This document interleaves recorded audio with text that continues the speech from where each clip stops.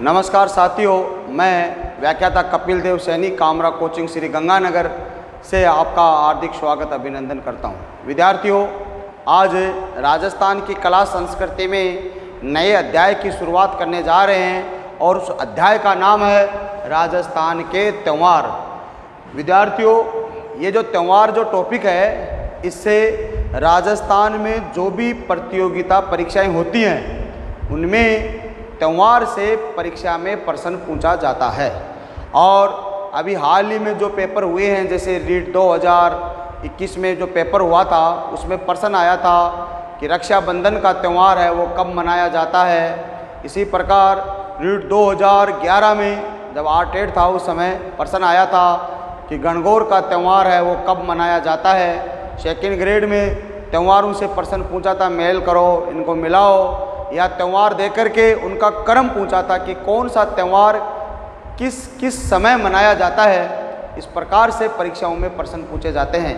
तो विद्यार्थियों, ये जो त्यौहार है ये बहुत ही इजी टॉपिक है, सबसे आसान टॉपिक है। त्यौहारों को पढ़ने से पहले त्यौहारों के जो नियम हैं वो जानना अति आवश्यक है। यदि त्यौहारों के नियम आपको समझ में आ गए तो ये मेरा वादा है कि आपका त्यौहार से प्रश्न बिल्कुल भी गलत नहीं होगा। और ये त्योहारों के नियम हैं, 4-5 नियम हैं, मोटे मोटे नियम हैं, वो आपको मैं बता देता हूँ। वो नियम आप आराम से समझिए।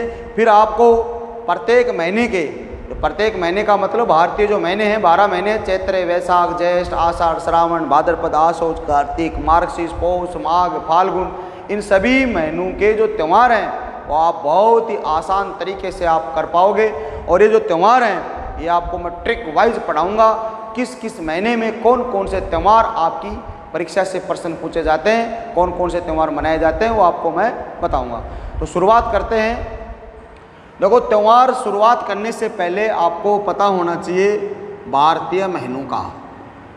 भारतीय महीने, इन्हें भारतीय महीनों को हम कहते हैं हिंदू महीने, इनको कहते हैं हिंदी महीने।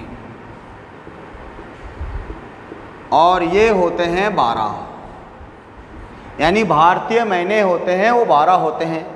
और ये जो भारतीय महीने हैं इनमें जो पहला महीना है वो है चैत्र, दूसरा महीना है वैशाख, तीसरा महीना है ज्येष्ठ, जिसको हम जेठ भी कहते हैं, आषाढ़,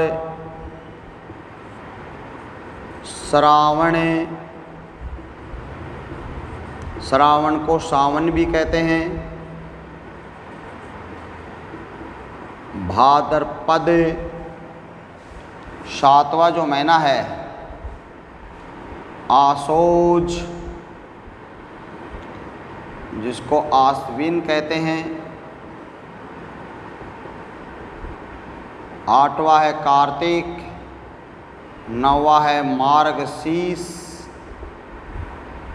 10वां है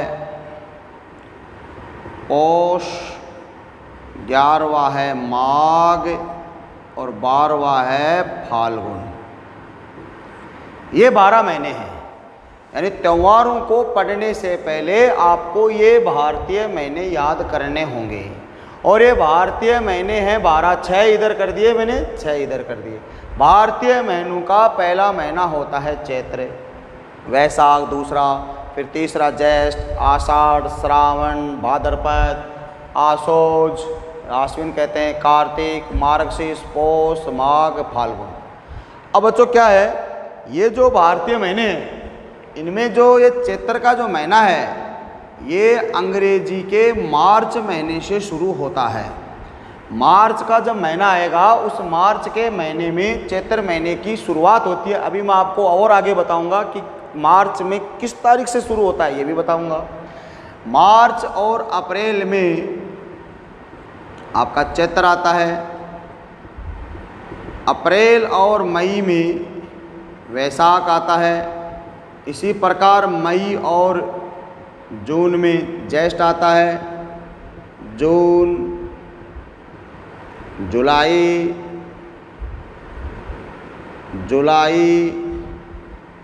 अगस्त,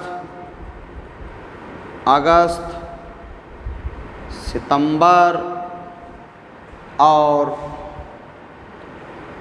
यह है सितंबर, अक्टूबर, अक्टूबर, नवंबर, नवंबर, दिसंबर, दिसंबर, जनवरी, जनवरी, फरवरी, फरवरी और मार्च।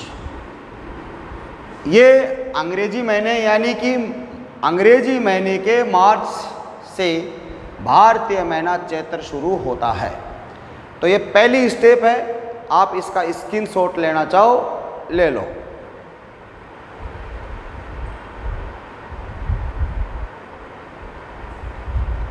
अब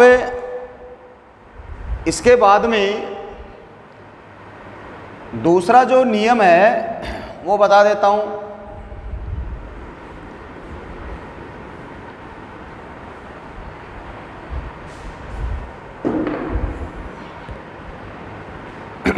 दूसरे होते हैं, वो होते हैं मुस्लिम महीने।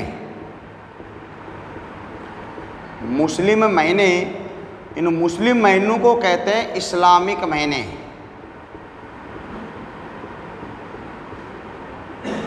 और ये मुस्लिम महीने भी 12 होते हैं।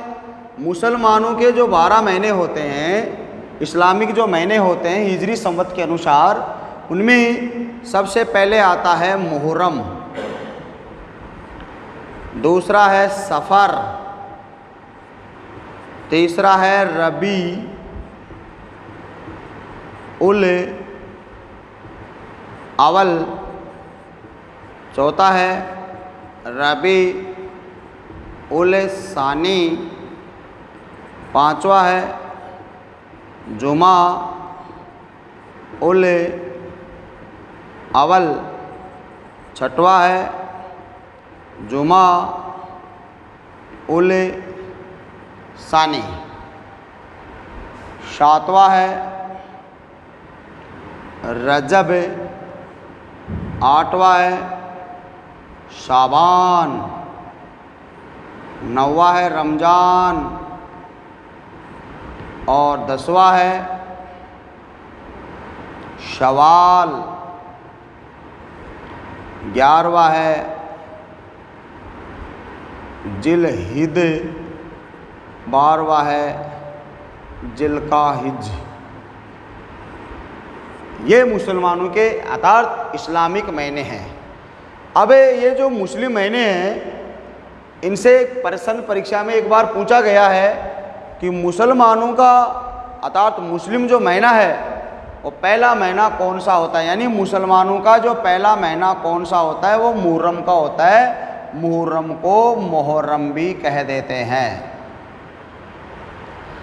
अब ये जो मुसलमानों के जो महीने हैं, ये अंग्रेजी के कौन से महीने से शुरू होते हैं, इनका एक निश्चित क्रम नहीं होता है, क्योंकि मुसलमानों के जो त्यौहार हैं वो चांद के दिखाई देने से मनाए जाते हैं। यदि चांद दिखाई देगा तो त्यौहार आएगा, नहीं त्यौहार नहीं आएगा। एक लोकोक्ति भी है ना कि ईद का चांद दिखाई देना, यानी कभी कभार दिखाई देना। तो इसलिए इनके जो अंग्रेजी महीनों के अनुसार जो क्रम है वो निश्चित नहीं है। अब हमने दो बातें पढ़ ली, एक तो भारतीय महीनों के नाम पढ़ लिए, दूसरा मुस्लिम महीनों के नाम पढ़ लिए। अब ये जो भारतीय महीने, जो मुस्लिम महीने, इनमें त्यौहार किस किस महीने में कौन कौन सा आता है, उससे पहले मैं आपको कुछ नियम और बताना चाह रहा हूँ, वो आप ध्यान से सुनना। फिर आपका जो त्यौहार का टॉपिक है पूर्ण रूप से आपका क्लियर हो जाएगा। तो चलते हैं आगे।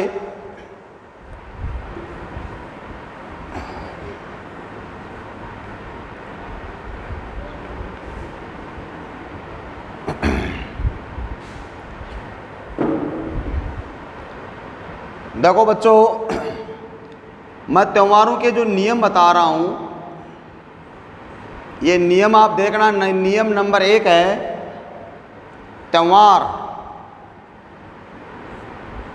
भारतीय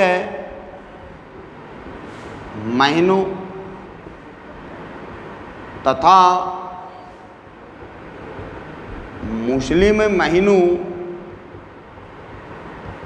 के अनुसार आते हैं। पहली बात, भारतीय महीने मैंने आपको बता दिए। भारतीय महीनों में पहला महीना दोबारा बता देता हूँ। पहला महीना चैत्र, फिर वैशाख, ज्येष्ठ, आषाढ़, श्रावण, भाद्रपद, आश्वयुज, कार्तिक, मार्गशीर्ष, पौष, माघ, फाल्गुन। मुस्लिम महीने मुहर्रम, सफर, रबीउल अव्वल, रबीउल सानी, जुमाउल अव्वल, जुमाउल सानी, रजब, साबान, रमजान, शवाल, जिलहिद और जिलहिज। ये मुसलमानों के महीने होते हैं, इनके अनुसार त्यौहार आते हैं। नियम नंबर 2 कहता है, जब अंग्रेजी महीना मार्च चल रहा हो तब भारतीय महीना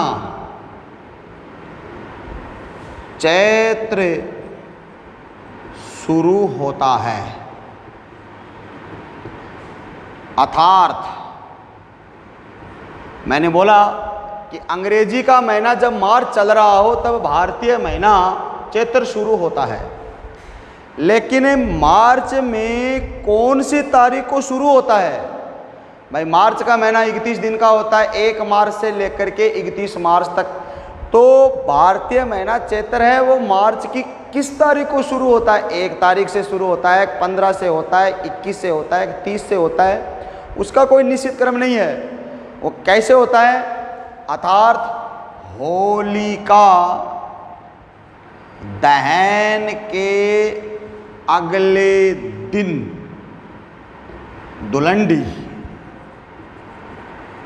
धुलंडी से चैत्र महीना शुरू होता है।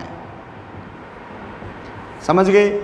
जिस दिन होलिका दहन होगा, जैसे माना 15 मार्च को होलिका दहन हुआ तो 16 मार्च को चैत्र का महीना आ जाएगा। जैसे 1 मार्च को होलिका दहन हुआ तो 2 मार्च को चैत्र आ जाएगा। 21 मार्च को होलिका दहन हुआ तो 22 मार्च को चैत्र आ जाएगा। कहने का मतलब जिस दिन होलिका दहन होगा मार्च में 1 तारीख से लेकर 30 तारीख के बीच में, जिस दिन होलिका दहन हुआ उसके जस्ट अगले दिन भारतीय महीना चैत्र शुरू हो जाता है। ये नियम नंबर 2। अब नियम नंबर 3 क्या कह रहा है? प्रत्येक भारतीय महीनों में, प्रत्येक भारतीय महीनों में 2 पक्ष होते हैं। भारतीय महीना चाहे कोई सा भी ले लो, चैत्र, वैशाख, ज्येष्ठ, आषाढ़, श्रावण, भाद्रपद, आश्वयुज, कार्तिक, मार्गशीर्ष, पौष, माघ, फाल्गुन, कोई सा भी ले लो, सभी महीनों में 2 पक्ष होते हैं। पहला जो पक्ष होता है उसको कहते हैं कृष्ण पक्ष, जिसको हम बदी भी कहते हैं, बदी पक्ष। अपनी भाषा में बोलते हैं अंधेरी रात।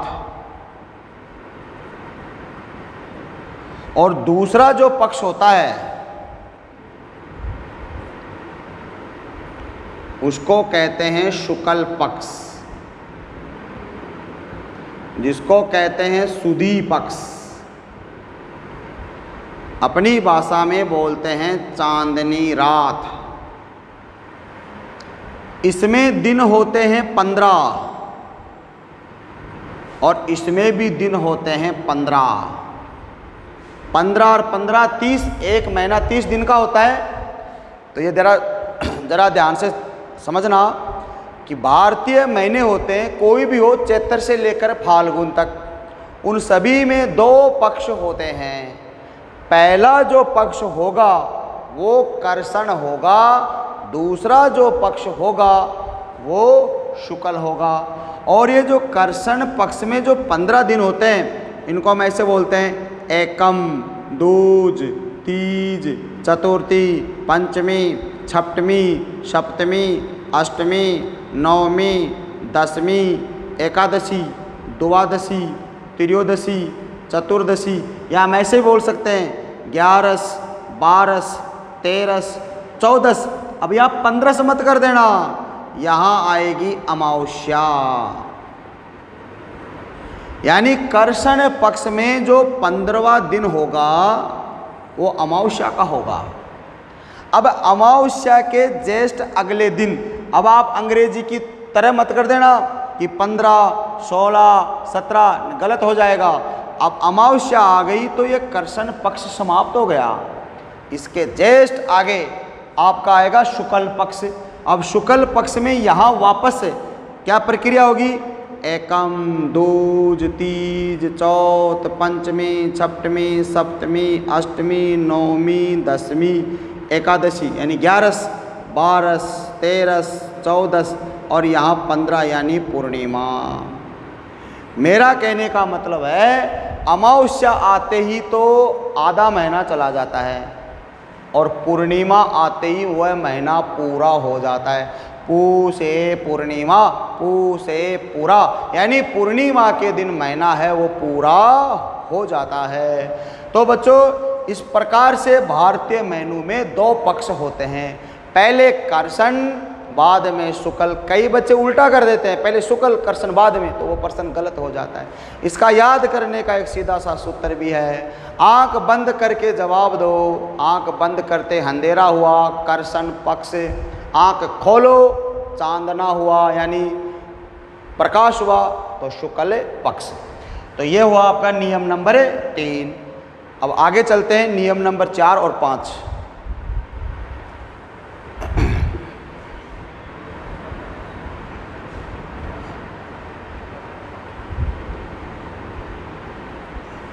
नियम नंबर 4 कहता है राजस्थान में त्योहारों की शुरुआत, यानी राजस्थान में त्योहारों की वो शुरुआत है वो कहाँ से होती है? तो राजस्थान में त्योहारों की शुरुआत होती है तीज, त्योहारा, बावड़े, ले डूबी गणगौर, ले डूबी गणगौर।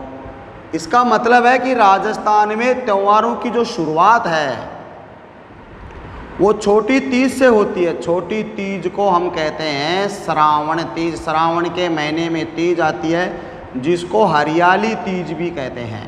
हरियाली इसलिए कहते हैं श्रावण का महीना हरा भरा होता है, तो इस दिन तो त्योहारों की शुरुआत होती है।